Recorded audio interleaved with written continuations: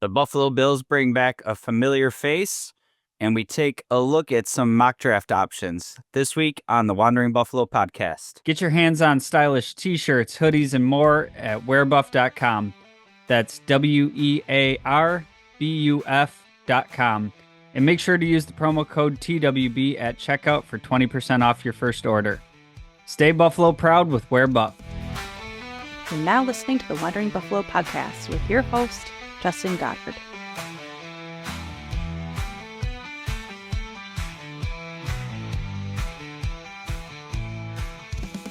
Bills Mafia, welcome into another episode of the Wandering Buffalo podcast, a show on the Buffalo Fanbase Podcast Network. My name is Justin, and I am your host. And off the top here, excuse my voice. Sorry for missing last week's episode. I've been dealing with a sickness for going on 2 weeks now. Right now, my voice is just super low because of it. Last week, I couldn't speak. If I go into any spontaneous fits of coughing rage, I apologize. Mostly to Jake, because he's going to probably just edit that out so it never makes its way to your feed. But we're surviving. We're getting through. This week, some very exciting news from the Bills, and that was bringing back my guy, Trey White. Look, I know this one is he's not the same Trey White that he was before he left Buffalo, and I totally get that. There's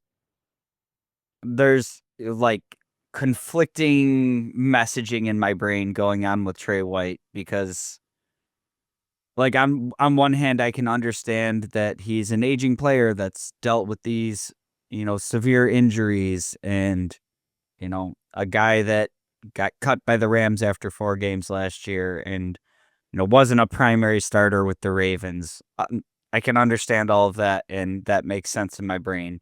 The other side of my brain is it's just Trey White. It's the Trey White that we knew in Buffalo, and that player in Trey White, and not just what he did on the field, but the personality that he was, the leader that he is, the guy he is in the community, just everything that you want in a football player, everything that screams Buffalo Bills football, it's Trey White. And for those reasons alone, I'm super psyched to have him back on the team. Now, looking at the implications of the 2025 season, I don't think this move precludes you from drafting anybody. I don't think it really changes your draft plan. I think really what we got here was another veteran addition by Brandon Beane that kind of raises the floor going into the draft. It's not, a screaming need that you need to force a pick at now. You can kind of follow the board and take your best player available. And this is something that I think Brandon Beane has done well in pretty much every draft. And really the major outlier being the Kaiir Elam draft, where it was just painfully obvious that we were going to need a cornerback, and didn't really do much of anything to address it. And again, I don't think that this puts you in a position that you can ignore cornerback in the draft. He's still only coming in on a 1-year deal.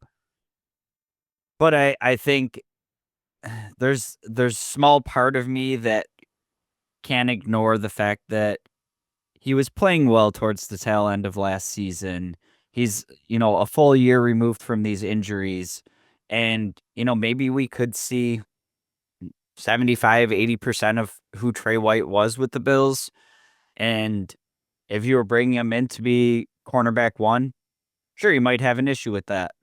But if he's coming in to be CB2, maybe that veteran in the room, if you draft a rookie and they're not ready to go week 1, he's a guy that knows the system, great locker room guy, knows pretty much everybody in the building.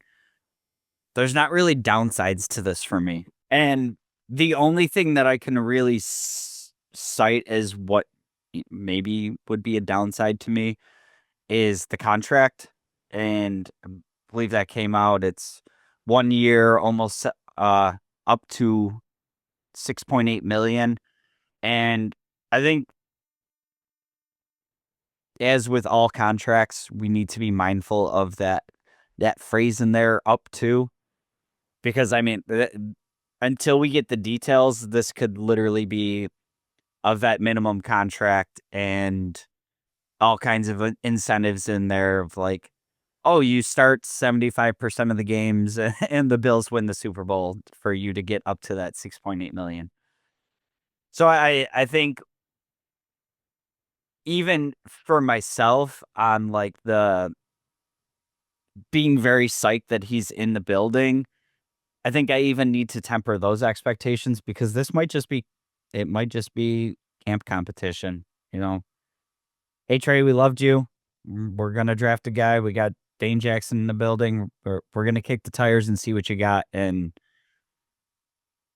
this could be something that come August, September, maybe he's not even on the roster. And I think the big thing to be mindful of here is,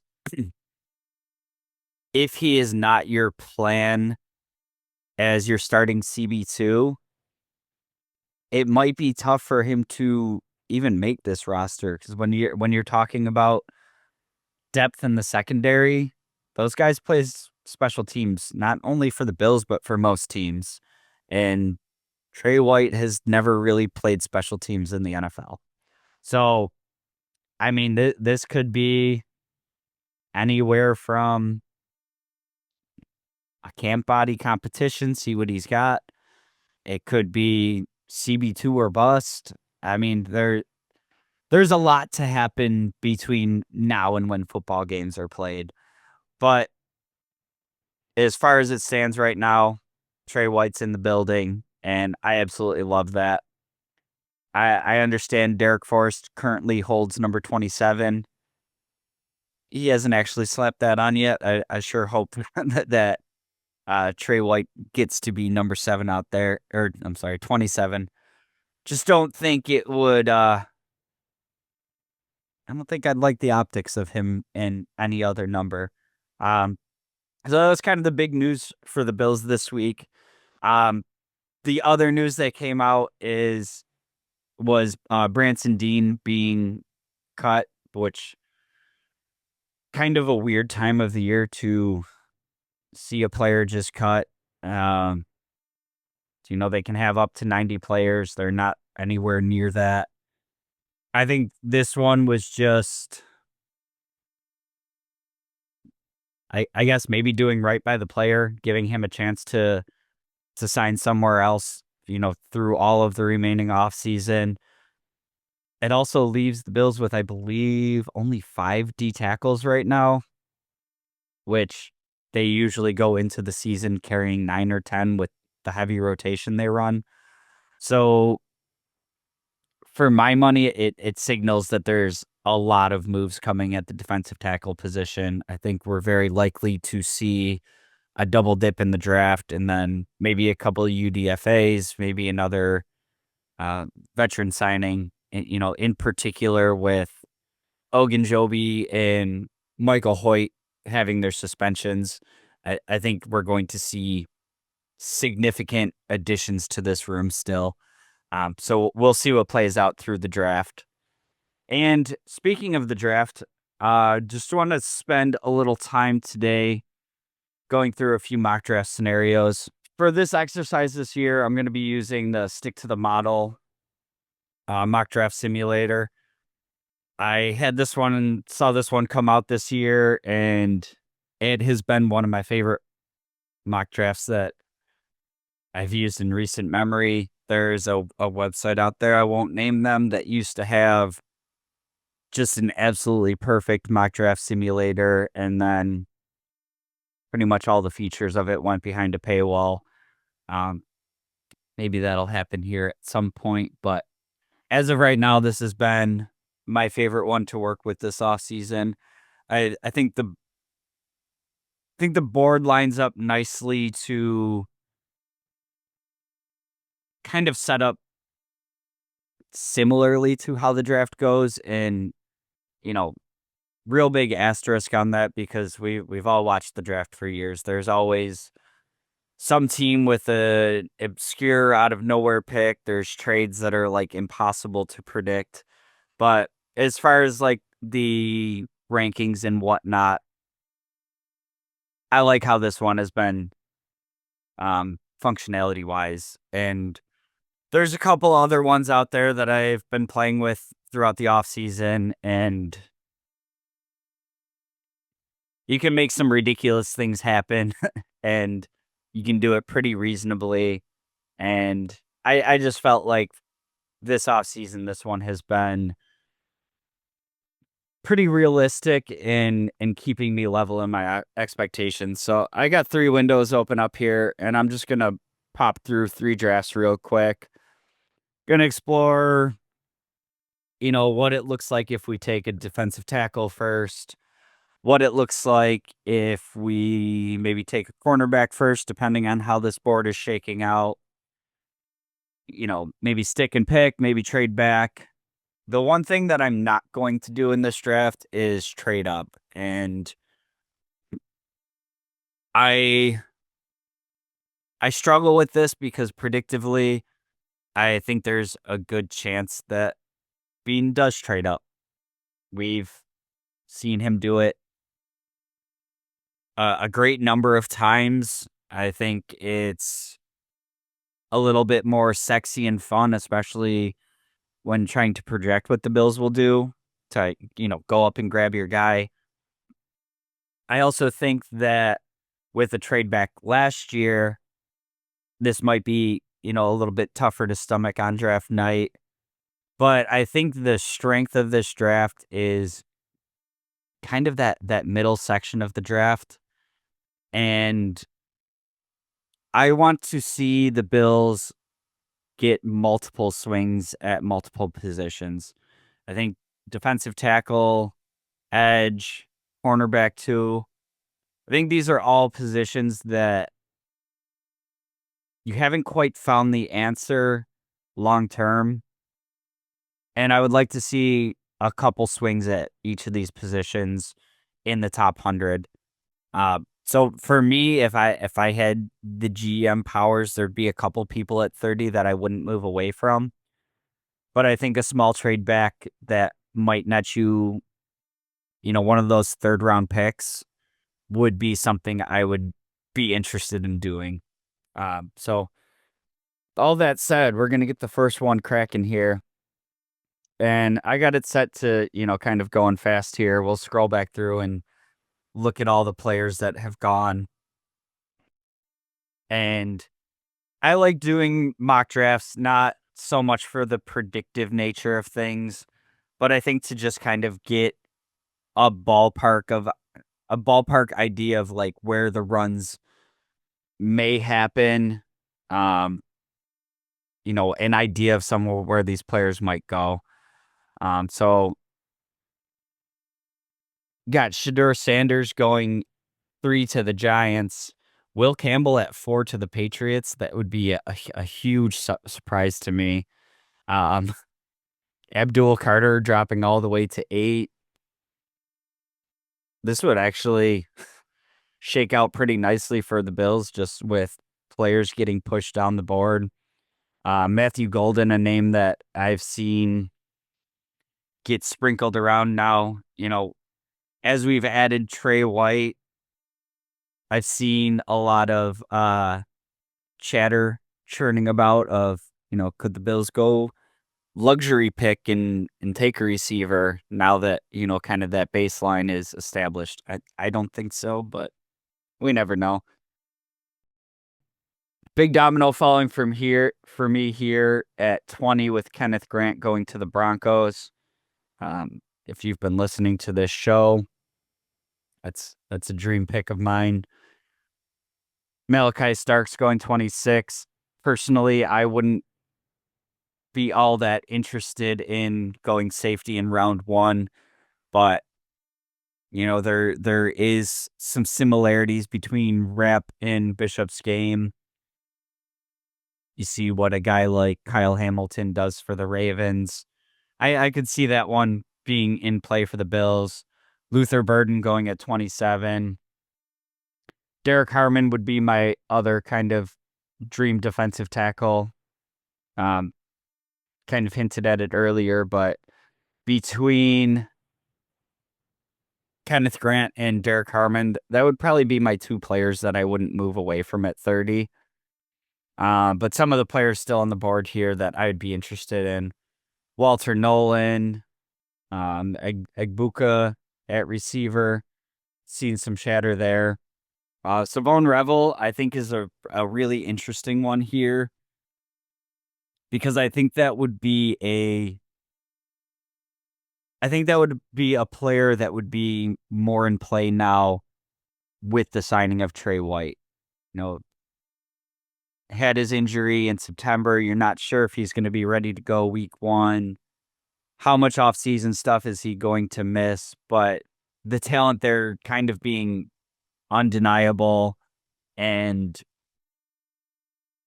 without the injury, I think this guy would be a top 15, top 20 selection.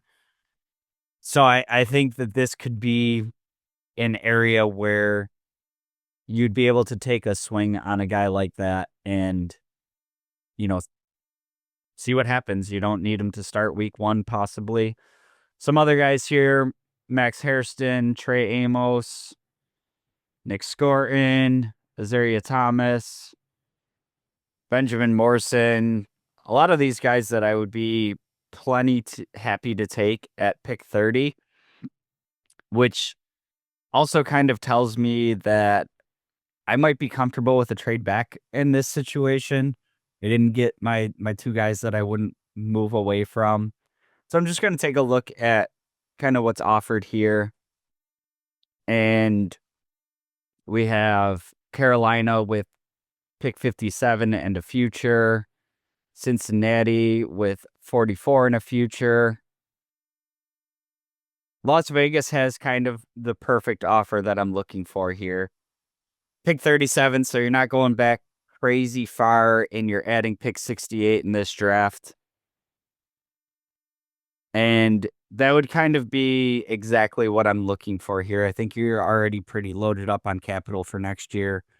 Not to say that you can't always add more, but like I said, I want to get the swings in as much as possible this year. And I think I would be comfortable moving back to 37 to pick up that 68. So I'm going to accept that trade. And this will be hopefully maybe our only trade back scenario, but you never know how anything's going to shake out. So kind of looking through what happened in those 7 picks. Ibuka gone, Walter Nolan, a guy that, like I said, I would have had targeted there. Savon Revel and Max Hairston, all go. Looking back here, Trey Amos is kind of screaming out to me. Like I said, that'd be somebody I'd be glad if the Bills were able to select in the first round. So getting him at 37, I'd be psyched about that. As far as D tackles go, plenty of guys here that I'm still pretty high on. Tyleik Williams, CJ Sanders, Darius Alexander, Alfred Collins, Omar Norman Lott, somebody that the Bills have been connected to. Josh Farmer, the Bills have been connected to. Shamar Turner. Just a lot of talent still going on there. And then I'm just going to take a look at the edge with Nick Scorton, Landon Jackson. I've seen a lot of talk of the Bills being interested there, even at pick 30. Josiah Stewart, Braden Swinson, Princely, JT, those two last names, you know who I'm talking about. I'm going to avoid pronouncing those ones. But I think Trey Amos sitting there, that's screaming out as a guy that I like. I really think he would fit great with the Bills. we're gonna go ahead and make that the pick. So we got Trey Amos in the building. We got another pair of seconds coming up here. Take a look at, what happened in the meantime there. Tyleek Williams, Nick Scorton, Landon Jackson, some of the other cornerback prospects, TJ Sanders, Darius Alexander, JT from Ohio State.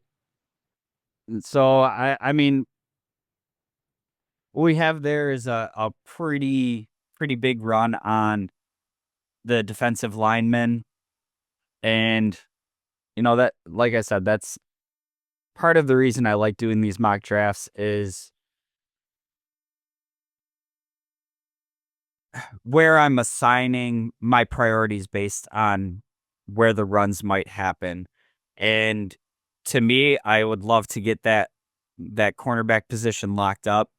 I do think that between Brandon Beane and McDermott, they prioritize the trench play more than they do the back end of the defense. So I would be kind of surprised to see cornerback address first. We'll see how it shakes out. Here I'm kind of faced with a decision because I do like Alfred Collins sitting there.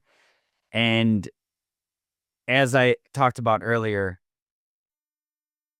I think there is some level of need at safety. I don't predictively think that this would be a high pick for the Bills. I think that Taylor, Taylor Rapp is one of their guys. They gave him a decent contract.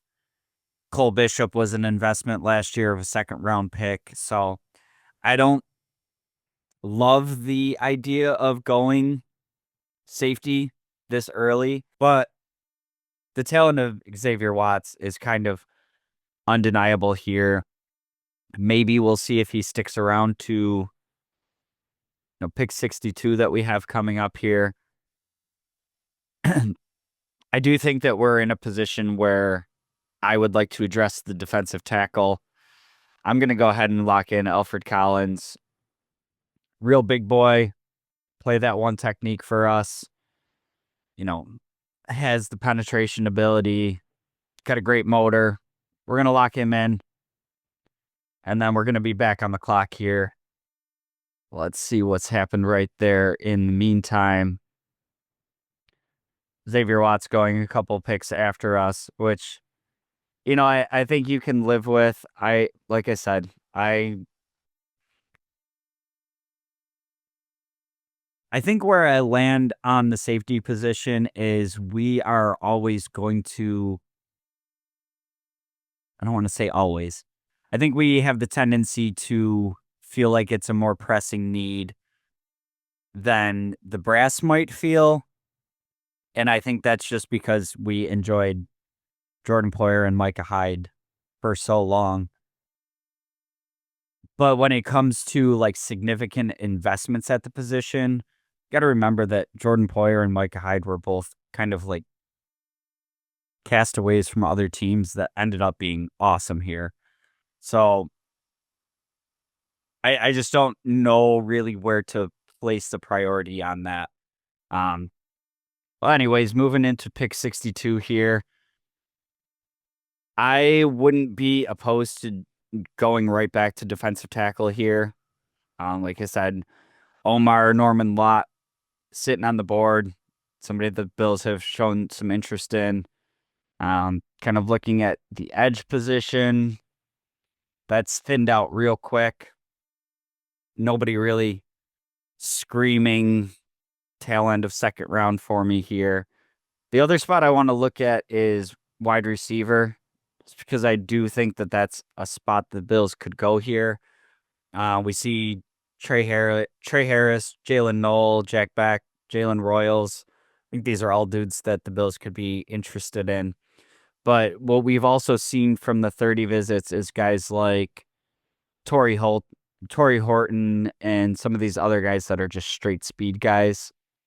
And to me, this might be another year where we get like a 5th round pick at the wide receiver position. I'm just going to be going through 4 rounds today, just for for time's sake and name recognition. And then looking at the cornerback position again, Jacob Parrish still sitting there. I think that's a dude to keep an eye on. Cornerback with a wrestling background. I think he has tons of upside. I think that could be a double dip opportunity for the Bills. But I'm going to stick with the defensive tackle position here. And I'm kind of on the fence between Norman Lott and Josh Farmer. I think one of them might be available at the next pick. I would love to, honestly, I would love to come away from the draft with like 4 defensive tackles and just really hope that one of them becomes a long-term answer. I'm going to, you know what?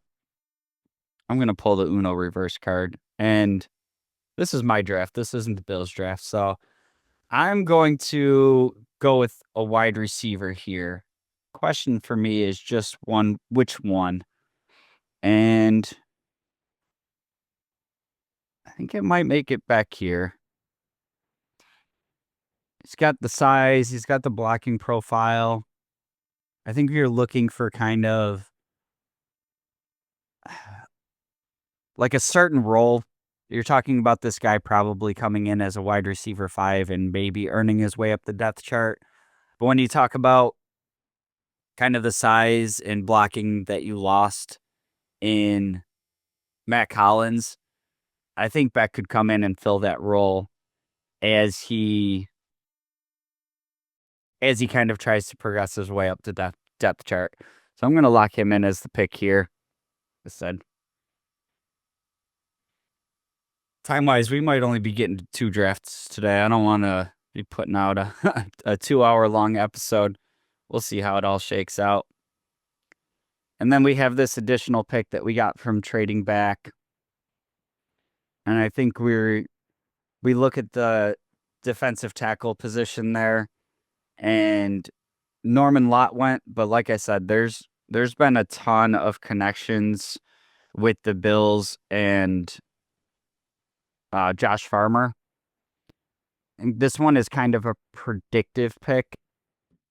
I have a feeling that there might be a chance that this guy ends up on the Bills. So we're going to lock him in right now.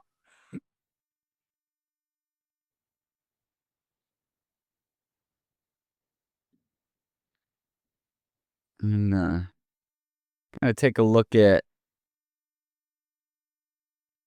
what we've done thus far. So as of right now, Trey Amos, Alfred Collins, Jack Beck, and Josh Farmer. Like I said, I'm very interested in a double dip at the cornerback position. Fortunately, Jacob Parrish is gone. And we're kind of getting into a little bit further down the board guys here. But I mean, it's not, they're not crazy far down there. We got our 2 defensive tackles. Let's take a look at what's going on with the edge group. Nothing really screaming out at me here.